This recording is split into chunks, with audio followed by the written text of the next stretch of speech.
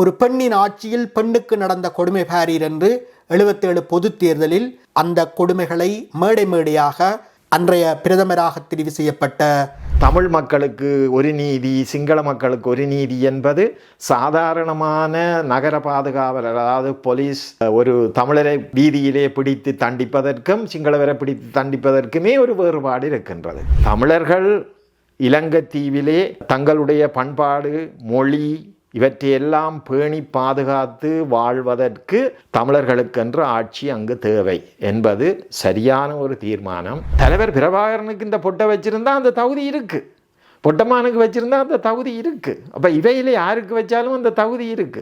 ஆனால் எங்களுடைய பழைய அரசியல் தலைவர்களுக்கு இந்த தகுதி உண்மையாகவே தேவையில்லாத வேலை பார்த்தது. சிங்கள காடையர்களை, சிங்களவர்கள் அரசியல்வாதிகளை அனுப்பி அவர்கள் மீது கல்லெறிந்து சிறுநீர் கூட கழித்து எல்லாம் அவர்களுக்கு சித்திரவதை செய்தார்கள். சிங்கள தலைவர்கள் இப்பொழுது முடிவு செய்தார்கள், இப்போ இலங்கை தமிழர்கள் என்று காலங்காலமாக இருப்பவர்களை ஒன்றும் செய்ய முடியாது, ஆனால் இந்த மலையக தமிழர்கள் அவர்கள் இடையிலே வந்தவர்கள் என்பது போல வைத்து இதை ஏதாவது செய்வோம் என்றுதான் அப்பொழுது அதை செய்கின்ற பொழுது இந்த தமிழ் காங்கிரஸும் அதற்கு சார்பாக துணை நின்றது.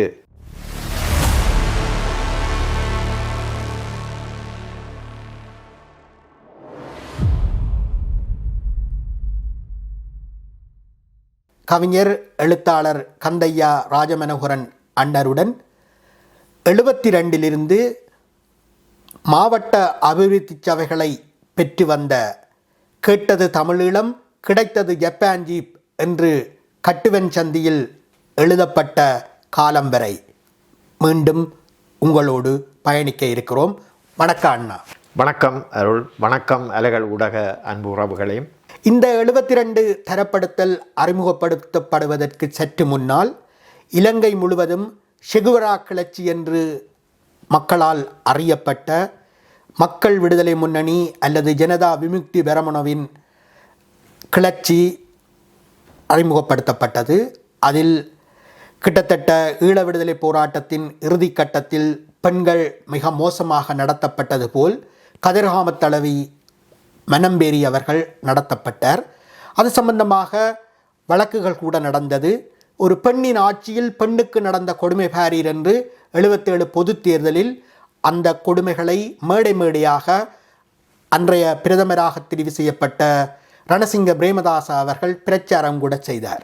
72 ஆரம்பியுங்கள், என்னென்ன திருப்பங்கள் இளைஞர் இயக்கங்களில், குறிப்பாக நீங்கள் ஒரு தமிழ் இளைஞர் பேரவையின் செயற்பாட்டாளர், அதன் கொழும்பு செயற்குழுவில் அங்கம் வகித்தவர் என்ற முறையில் உங்களுடைய சுய விமர்சனமாகவும் மக்களுக்கு ஒரு மீள் அறிமுகமாகவும் இந்த பயணம் இருக்கட்டும். நீங்கள் தொடக்கத்திலே கூறியது உண்மை. 71ஆம் ஆண்டு சிங்கள இளைஞர்கள், யுவதிகர் எல்லோருமாக அந்த ஒரு கிளர்ச்சியை மேற்கொண்டார்கள். அவர்களுடைய அந்த வழிவந்தவர்கள் தான் இப்பொழுது ஆட்சியையும் பிடித்திருக்கின்றார்கள். ஆனால் அப்பொழுதும் சரி இப்பொழுதும் சரி சிலர் பேசுவார்கள், அவர்கள் ஏனென்றால் இதனை இந்த நிகழ்ச்சியிலே நான் கூறவும் கடமைப்பட்டுள்ளேன், அவர்கள் ஏதோ எங்களுக்கு ஏதோ தருவார்கள் என்பது போல. அப்படி அல்ல. அவர்கள் அன்றும் அப்படித்தான், இப்பொழுதும் அப்படித்தான். அந்த சிங்களவர்கள் என்பது எப்பொழுதுமே அரசியல் என்பது அந்த அரசியல் யந்திரம் வேறு, சிங்களவர்கள் வேறு. நான் சிங்கள இடத்திலே கற்றவன், எத்தனையோ நல்ல சிங்களவர்கள் இருக்கின்றார்கள், ஆனால் அது தனிப்பட்ட முறையிலே. ஆனால் அரச யந்திரம் என்பது அது வேறு. சிங்கள பௌத்த பேரினவாத அரசு. இந்தியாவை எடுத்தால் இந்தியாவும் அப்படித்தான். இந்திய மக்கள் எத்தனையோ மொழி மக்கள் எல்லாம் எங்களுக்கு நண்பர்களாக இருக்கிறார்கள். ஆனால் இந்திய அரசு தான் என்னை பொறுத்தளவிலே சொல்லுவேன் முதலாவது எதிரி என்று எங்களுக்கு.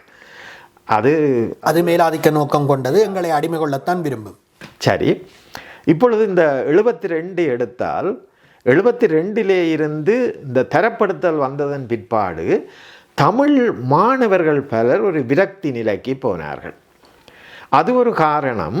கூடுதலாக எங்களுடைய அந்த இளம் மாணவர்களை அவர்கள் உள்வாங்கத்தக்கதாக இருந்தது பலவிதமான இயக்கங்கள். அப்போ தொடக்கத்தில் இருந்தது தமிழ் இளைஞர் பேரவை, தமிழ் மகளிர் பேரவை என்று 2. இது கிட்டத்தட்ட தமிழர் விடுதலை கூட்டணியோடு சேர்ந்து, இதிலையும் நான் சொல்ல வேணும், இப்பொழுது இருக்கிற தமிழர் விடுதலை கூட்டணி தமிழரசு கட்சிகளை நீங்கள் எடுக்கக்கூடாது.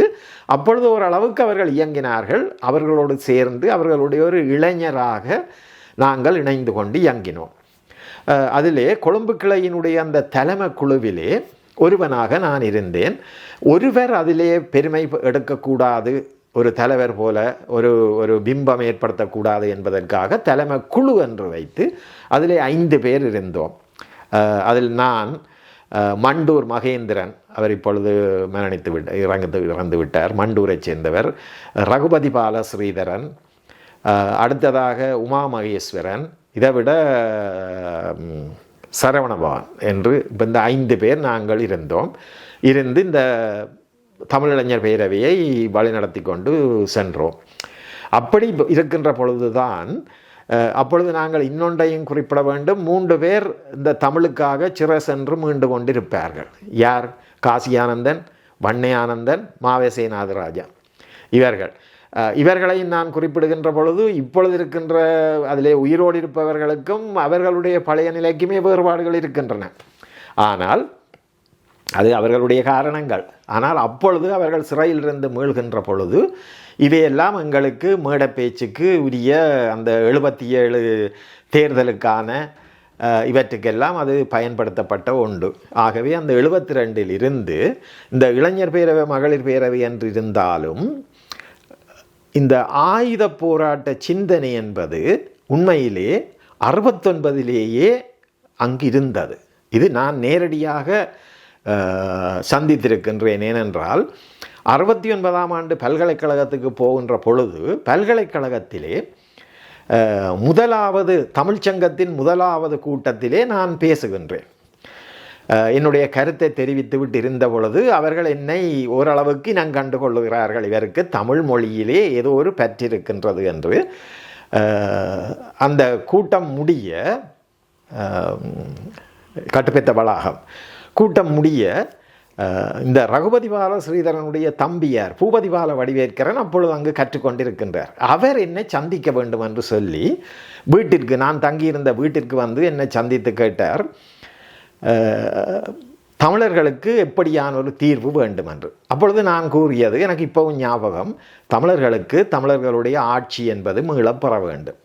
அவர் கேட்டார், அது இந்த அரசியல் இப்பொழுது இருக்கின்ற இந்த தேர்தல் முறையிலே கிடைக்குமா என்று. நான் சொன்னேன் இல்லை. அப்பொழுது அவர் கேட்டார், எதால் கிடைக்கும் என்று. நான் சொன்னேன், ஆயுத போராட்டத்தால் கிடைக்கும் என்று அப்பொழுதே நான் அதை கூறினேன். இப்பொழுது யோசித்தால் அவரும் அதை ஏற்றுக்கொண்டார். சரியான முறையில் தான் சிந்திக்கிறீர்கள் என்று எனக்கு சொன்னார். ஏன் எங்களுக்கு அந்த சிந்தனை வந்தது? சிங்கள அரசாட்சியினுடைய நடத்தை. ஆகவே அவர்கள் 72 இப்பொழுது மோசமாகிக்கொண்டே செல்லுகின்றார்கள். குடியேற்றங்கள் அதிகமாகின்றன. தரப்படுத்தல் என்பது ஏற்படுத்தப்பட்டிருக்கின்றது. தமிழ் மக்களுக்கு ஒரு நீதி, சிங்கள மக்களுக்கு ஒரு நீதி என்பது சாதாரணமான நகர பாதுகாவலர், அதாவது போலீஸ் ஒரு தமிழரை வீதியிலே பிடித்து தண்டிப்பதற்கும் சிங்களவரை பிடித்து தண்டிப்பதற்குமே ஒரு வேறுபாடு இருக்கின்றது. அண்மையில் கூட சுழிபுரத்தில் ஒருவர் சுட்டுக் கொல்லப்பட்டிருக்கிறார். இப்படியாகவெல்லாம் அவர்கள் எங்களை ஒரு விதமாகவும் தங்களை அது அப்பொழுது கூறுவோம் மேடைகளிலே பேச மாற்றாந்தாய் மனப்பான்மை என்று இந்த முறையிலே அவர்கள் நடத்தி கொண்டு செல்லுகின்ற பொழுது இந்த கிளர்ச்சி என்பது கூடிக்கொண்டு போகின்றது. எங்களுக்கிடையிலே இருக்கிற அந்த விரிசல் என்பதும் கூடிக்கொண்டு போகின்றது. கூடிக்கொண்டு போகத்தான் 76ஆம் ஆண்டு நல்லொரு உதாரணம், தமிழரசு கட்சியே அடிப்படையிலே பெரும்பான்மையாக நின்று உண்மையிலே நான் நினைக்கின்றேன் 75 ஆவரங்காலிலே ஒரு மகாநாடு நடந்தது, தமிழரசு கட்சியினுடைய மாநாடு. அந்த மாநாட்டிலே நான் அந்த இடத்திற்கே போய் பங்கு கொண்டேன். ஏனென்றால் நான் அப்பொழுது அந்த தமிழரசு கட்சியினுடைய கொழும்பு கிளையினுடைய செயலாளர். இப்படியாக அதோட தமிழிளைஞர் பேரவை தலைமை குழுவில் ஒரு ஆளாகவே அங்கு பங்கு கொண்டு பின்னர் அதனை தொடர்ந்து தான் இந்த வட்டுக்கோட்டை தீர்மானம் 76ஆம் ஆண்டு மே மாதம் 14 20 மறந்து 14ஆம் தேதி என்று நினைக்கின்றேன், வழக்கம்பெரிய அம்மன் கோயில் அடியிலே நடைபெற்ற அந்த கூட்டத்திலே தான் தந்தை செல்வா அவர்களால் இந்த தீர்மானம் முன்மொழியப்பட்டு ஏற்றுக்கொள்ளப்பட்டதாக ஒரு தீர்மானமாக வருகின்றது. ஆனால் நான் என்றும் கூறுவதுண்டு, இந்த தீர்மானங்களை அது ஒரு சரியான தீர்மானம். தமிழர்கள் இலங்கைத்தீவிலே தங்களுடைய பண்பாடு, மொழி இவற்றையெல்லாம் பேணி பாதுகாத்து வாழ்வதற்கு தமிழர்களுக்கென்று ஆட்சி அங்கு தேவை என்பது சரியான ஒரு தீர்மானம். ஆனால் அதனை அவர்கள் கொண்டிழுக்க முடியாத ஒரு நிலையிலே தான் பின்னர் இருந்தார்கள். அது ஒரு காரணம். பின்னர் நாங்கள் ஆயுத போராட்டத்திற்கு செல்ல வேண்டி இருந்தது. சிறை மீண்ட செம்மல்களை பற்றி குறிப்பிட்டீர்கள். காசி ஆனந்தன், மாவை சேனாதிராஜா, வன்னே ஆனந்தன் இவர்கள் எதற்காக சிறை சென்றார்கள்? எப்படி மீண்டார்கள்? எப்படி நீங்கள் அவர்களை வரவேற்றீர்கள்? அவர்கள் சிறை சென்றது அந்த காலத்திலே அவர்கள் சில வேளைகளிலே அதாவது மேடை பேச்சுக்காகவே அவர்கள் சிறைப்படுத்துவார்கள். ஒரு நாடகத்தை தயாரித்து மேடையேற்றினாலே அவர்கள் சிறைப்படுத்துவார்கள். மற்றது எழுத்துக்களிலே அவர்கள் ஏதாவது பிழையான முறையிலே, அதாவது அரசை பொறுத்த மட்டிலே தமிழீழத்தை தூண்டுவதாக இருந்தால் அவர்கள் சிறைப்படுத்துவார்கள். அந்த முறையிலே தான் இவர்களையும், இவர்கள் கூடுதலாக மேடை பேச்சாளர்கள். இவர்கள் அந்த காலத்திலே ஆயுதம் பயன்படுத்தினார்களா என்றால் இல்லை. அந்த மேடை பேச்சு என்கின்ற ஒன்றை வைத்துத்தான் இவர்களை அவர்கள் இளைஞர்களாக இருந்தார்கள். மற்றது தாடி வளர்த்திருந்தால், சில பேர் தாடி வளர்த்திருந்தால் அந்த காலத்திலே உடனே பிடிப்பார்கள். ஆகவே அவர்கள் இவ்வாறானவற்றுக்குத்தான் சிறை சென்றார்கள். ஆனால் அந்த சிறைக்கு எந்த காலத்திலும் இந்த அரசியல் ரீதியாக சிறை செய்தால் அது அவர்களுக்கு ஒரு விதத்திலே அந்த மக்கள் ஒரு விதமான ஒரு அந்த அவர்களை சார்ந்த அந்த இன மக்கள் அவர்களுக்கு ஒரு உத்வேகத்தை கொடுப்பார்கள். ஏனென்றால் மக்களுக்காக சிறை சென்றார் என்று. அவர்களுக்கு முந்திய தமிழரசு கட்சியின் அமைப்பாளர்கள் என்று மக்களால் போற்றப்பட்ட கோப்பாய் கோமகன், வன்னியசிங்கம், சொல்லின் செல்வர் ராஜதுரை இவர்கள் ஆற்றிய பங்களிப்பு பற்றி உங்கள் நினைவில் உள்ளவற்றை பகிர்ந்து கொள்ளுங்கள். அவர்கள் நிச்சயமாக அந்தந்த காலங்களில், உதாரணமாக இப்போ அமுதலிங்கம் அவர்களை தளபதி என்பார்கள். ஆனால் அவர் என்ன ஆயுதம் எடுத்து போர் செய்வதில் தளபதியா? இல்லை. நான் முன்னர் ஒரு உங்களுடைய நிகழ்ச்சியிலே குறிப்பிட்டேனே, அதாவது 56ஆம் ஆண்டு காலிமுகத்திடலிலே செல்வநாயகர் தந்த செல்வானுடைய தலைமையிலே இவர்கள் எல்லோரும் அங்கு இருந்த பொழுது சிங்கள காடையர்களை, சிங்களவர்கள் அரசியல்வாதிகள் அனுப்பி அவர்கள் மீது கல்லெறிந்து சிறுநீர் கூட கழித்து எல்லாம் அவர்களுக்கு சித்திரவதை செய்தார்கள். அந்த இருந்த பொழுது அவர்கள் ஒரு அறப்போர் தான் நிகழ்த்தி கொண்டிருந்தார்கள். அதன் பின்னர் அவர்கள் நேரடியாக அப்படியே பாராளுமன்றத்துக்கு சென்றார்கள். அப்பொழுது இவர்களுடைய தலையிலே இருந்து இரத்த காயங்களோடு சென்ற பொழுதுதான் சிங்கள அரசியல்வாதிகள் இவர்களை தளபதியாக உருவகித்து ஒரு நக்கலாக அவர்கள் கூறியதையே அது ஒரு பட்டமாக வந்தது. அப்படியாக மற்றது அது ஒரு காலத்திலே மேடை பேச்சு காலம். அப்போ மேடை பேச்சு நீங்கள் எவ்வளவுக்கு நன்றாக செய்வீர்களோ, நீங்கள் பார்த்தால் எல்லோரும் அந்த மேடை பேச்சு என்பதை வைத்துத்தான் அந்த காலத்திலே அந்த அரசியல் ஓடிக்கொண்டிருந்தது. இப்போ இன்றைக்கும் இப்போ தமிழ்நாட்டை எடுத்தால் மேடை பேச்சு கட்டாயம் தேவை. அதுபோல் அந்த அரசியல் ஹிட்லரை எடுத்தாலும் அந்த பேச்சு தொடக்கத்திலே.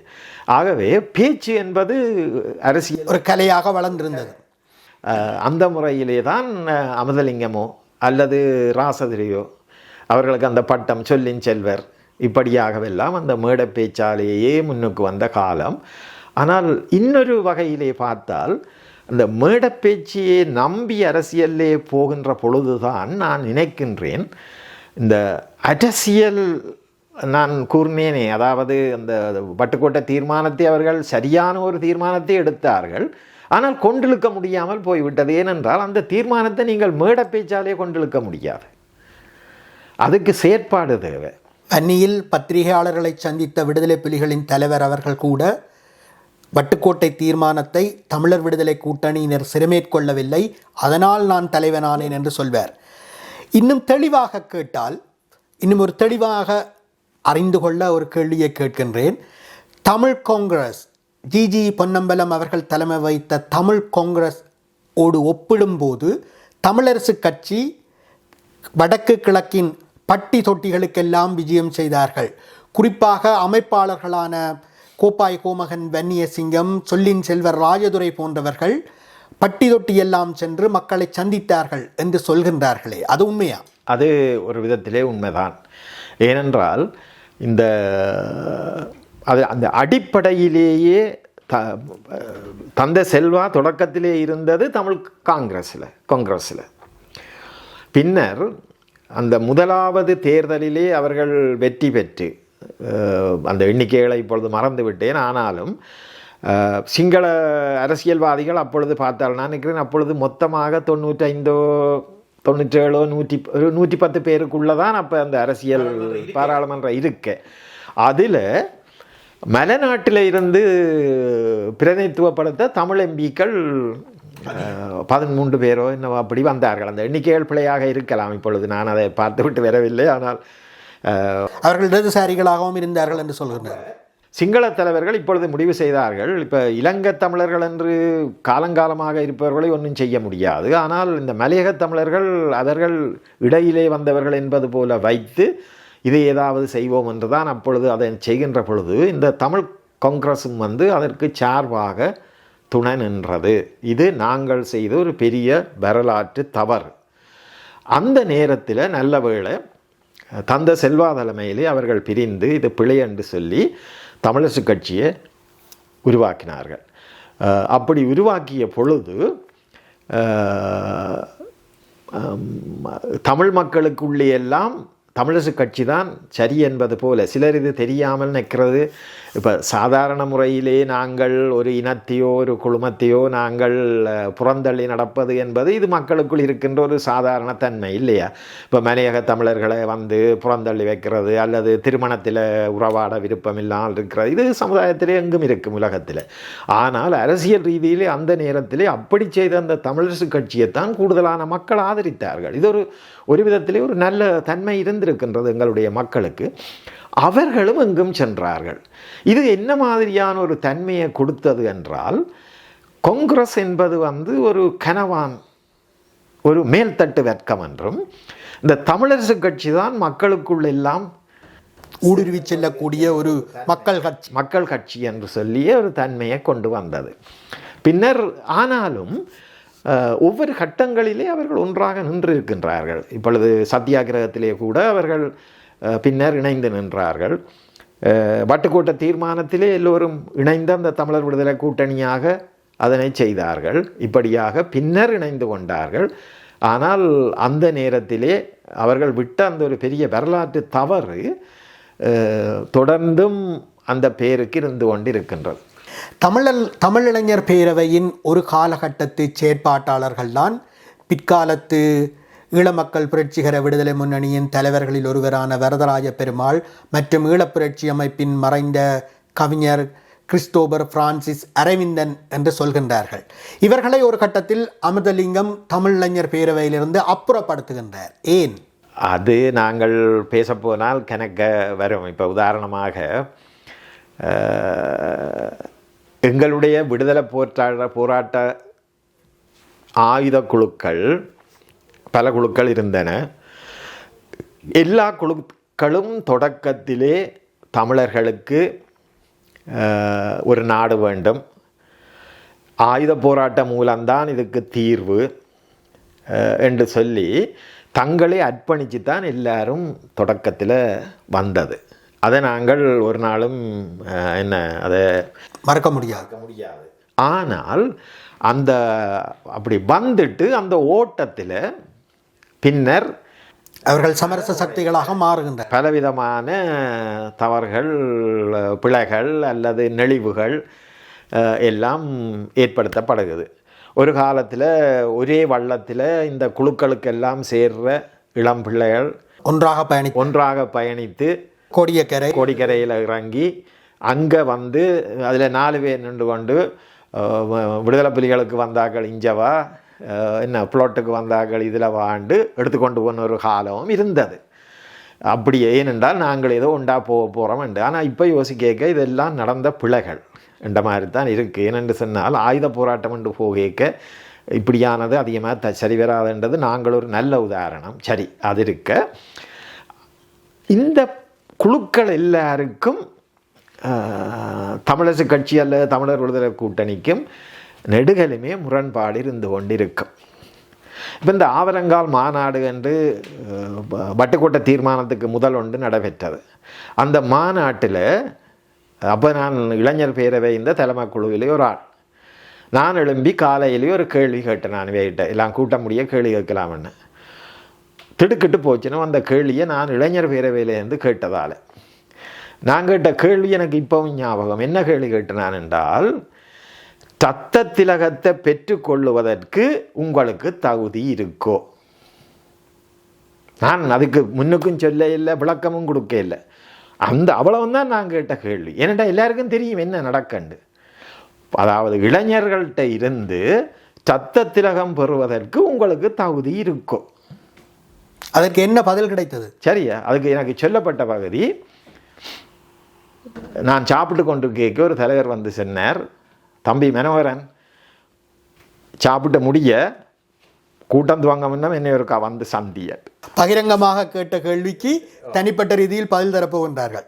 அப்போ ஏனென்றால் உண்மையில் இளைஞர்களுக்கு அந்த கேள்வி இருந்தது. நான் எந்த பாடல யோசிச்சேன். நான் தத்த திலகம் என்றது என்ன, போருக்கண்டு, அது இந்த அடிப்படை என்ன, போருக்கண்டு ஒருதன் வாளோட வரைக்க அவன் இந்த மனைவி வந்து, இதுதான் எங்கள் அந்த வரலாறு என்ன, அந்த வாளில் தன் விரலை வச்சு வெட்டி கணவனுக்கு பொட்டு வச்சு அல்லது மகனுக்கு பொட்டு வச்சு அனுப்பி விடுறது. இதுதான் அந்த ரத்த திலகம் அடிப்படையில். ஆனால் இங்கே என்ன நடக்குது, கூட்டம் முடியும். கூட்டம் முடிஞ்சு பார்த்தால் எங்கள் இந்த எம்பிமாருக்கு, சாதாரண அரசியல் தலைவர்களுக்கு இது எந்த ஒரு கலாச்சாரம் மாதிரி வந்துட்டுது. ஒரு பிளேட் கொண்டாடுறது, டக்கண்டு வெட்டுறது. பாவம் அந்த பிள்ளைகள் கையை வெட்டி பொட்டு வச்சா இவை இருப்பினம். பிற்கால பொட்டம்மானுக்கு கூட அந்த பேர் அதனால் தான் வந்தது என்று சொல்கின்றார். அப்போ பொட்டம்மானுக்கு அந்த தகுதி இருக்கு. இப்போ தலைவர் பிரபாகரனுக்கு இந்த பொட்டை வச்சிருந்தா அந்த தகுதி இருக்கு, பொட்டம்மானுக்கு வச்சிருந்தா அந்த தகுதி இருக்கு. அப்போ இவையில யாருக்கு வச்சாலும் அந்த தகுதி இருக்கு. ஆனால் எங்களுடைய பழைய அரசியல் தலைவர்களுக்கு இந்த தகுதி உண்மையாகவே தேவையில்லாத வேலை பார்த்தது என்றதான் என்ற இது. அப்போ பார்த்துக்கொண்டு அப்படியே சத்தம் வழியும், எத்தனை பேர்ட்ட ரத்தம் என்ன. இப்போ இது என்ன மாதிரி வந்தது என்றால் ஒரு கலாச்சாரம் மாதிரி. அதாவது பஞ்சாராத்தி காட்டி போட்டு கொண்டு ரேக தொட்டு கும்பிடுவான், அது மாதிரி இது மீட்டிங் முடிய போகிறது, பிளேடில் வெட்டுறது, சத்த திலகம். இதைத்தான் நான் கேட்ட கேள்வி. அப்போ இதுவும் ஒரு காரணம். அந்த எங்களுடைய அரசியல் தலைவர்களுக்கும் இந்த போராட்ட குழுக்களுக்குள்ள எல்லா தலைவர்மாருக்கும் இடையில் வந்து ஒரு முருகல் நிலை ஏற்பட்டுட்டது. இது கடைசியாக எல்லாருக்கும் இருந்தது. என்ன, எல்லா தலைவர்மாருக்கும் நீங்கள் இபிஆர் எல்எஃப்ஐ எடுக்கலாம், பிளாட் எடுக்கலாம், ஈரோசி எடுக்கலாம், எங்களுடைய விடுதலை புலிகளை எடுக்கலாம். எல்லா தலைவர்மாருக்கும் அரசியல் தலைவர்மாரோடு ஒரு முருகல் நிலை ஒவ்வொரு காலகட்டங்களில் இணைஞ்சும் போயிருக்கணும். ஒவ்வொரு காலகட்டங்களில் முருகல் நிலை வந்திருக்கு. கடைசியில் சட்டியான முருகல் நிலையில் தான் எல்லாரும் இருந்திருக்கணும். இதுக்கு பல காரணங்கள் இருக்குது. 76 வட்டுக்கோட்டை தீர்மானம், 77 பொது தேர்தல் பொது வாக்கெடுப்பு, இதன் பின் மாவட்ட அபிவிருத்தி சபைகளை பெற்று வந்து பிரபல வழக்கறிஞர் மல்லாகம் பொட்டர் நடராஜா அவர்கள் அபிவிருத்தி சபையின் தலைவராகின்றார். கட்டுவன் சந்தியில் கேட்டது தமிழீழம், கிடைத்தது ஜப்பான் ஜீப் என்று இளைஞர்கள் கரித்துண்டால் எழுதுகின்றார்கள். இந்த காலகட்டத்தில் 81ஆம் ஆண்டில் உங்களுடைய மனநிலை எவ்வாறு இருந்தது?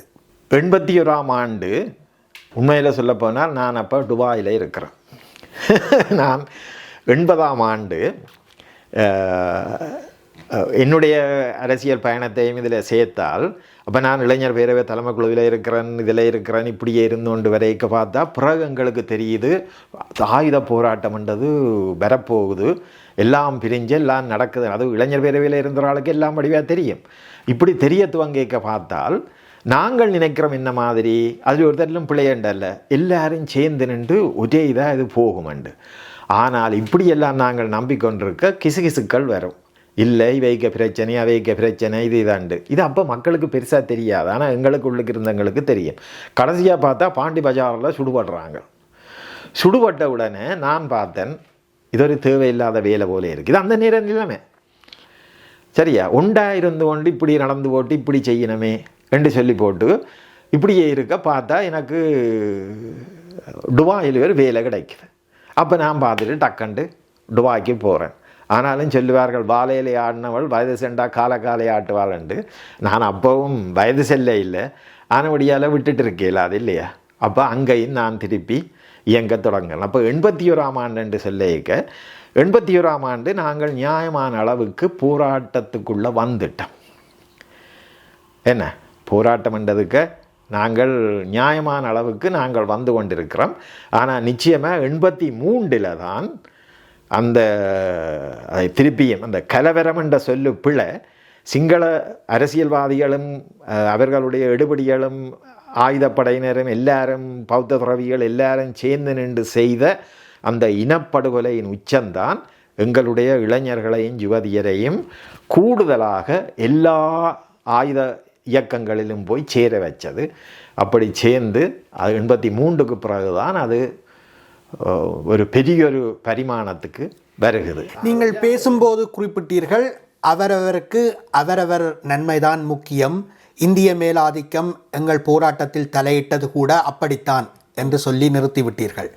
இந்திய மேலாதிக்கம் 83 கலவரத்துக்கு பின் எங்களுடைய போராட்டத்திற்கு பயிற்சி அளிக்காதிருந்தால் என்ன நடந்திருக்கும் என்று இப்போது அனுமானிக்கின்றீர்கள்? ஒரு விதத்திலே அவர்கள் பயிற்சி அளிப்பதை தெரியாமல் விட்டது என்று அல்ல. அவர்கள் நேரடியாகவும் பயிற்சி கொடுத்தார்கள். பயிற்சி அங்கு எடுக்கிறார்கள், தங்களுக்கென்று முகாம்கள் வைத்திருக்கிறார்கள். தமிழ்நாட்டிலே எத்தனையோ முகாம்கள் இருக்கின்றன என்று அது அவர்களுக்கு தெரியும். ஆனால் அவர்கள் விட்டுத்தான் இருந்தார்கள்.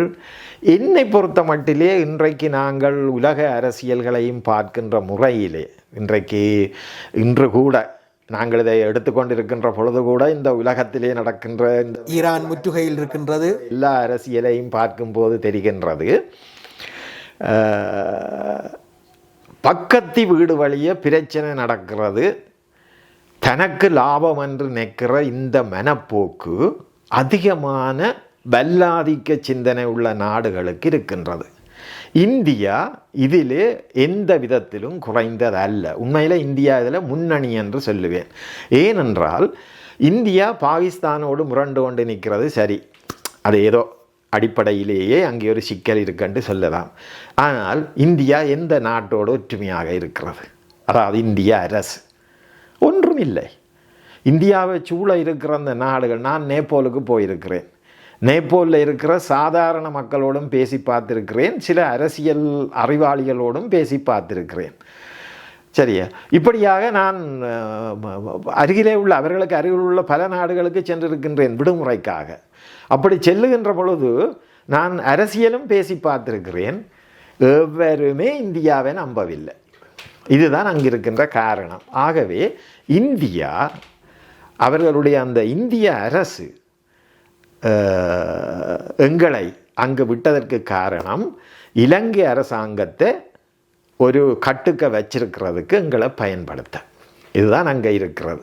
வட்டுக்கோட்டை தீர்மானத்தின் 50வது ஆண்டு விழா பொன்விழா விடுதலை வேட்கை கொண்ட இளைஞர்களாலும் விடுதலை போராட்டத்தின் வீரமிகு தியாகசீலர் வேலுப்பிள்ளை பிரபாகரன் அவர்களின் கண்மணிகளாலும் தொடர்ந்து நினைவு கூறப்படும் இக்காலத்தில் உங்களுடைய நீண்ட நெடிய அனுபவங்களை அலைகள் ஊடகம் நேயர்களோடும் எங்களோடும் சிரமம் பாராது இங்கு வருகை தந்து கலந்து கொண்டமைக்கும், உங்களுடைய அரிய கருத்துக்களை பகிர்ந்து கொண்டமைக்கும் கோடானு கோடி நன்றிகளை கூறி மீண்டும் சந்திக்கும் வரை வணக்கம் கூறி விடைபெறுகின்றோம்.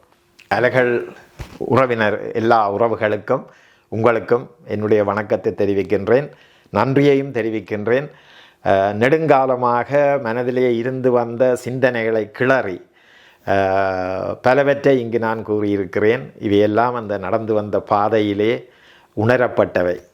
நன்றி.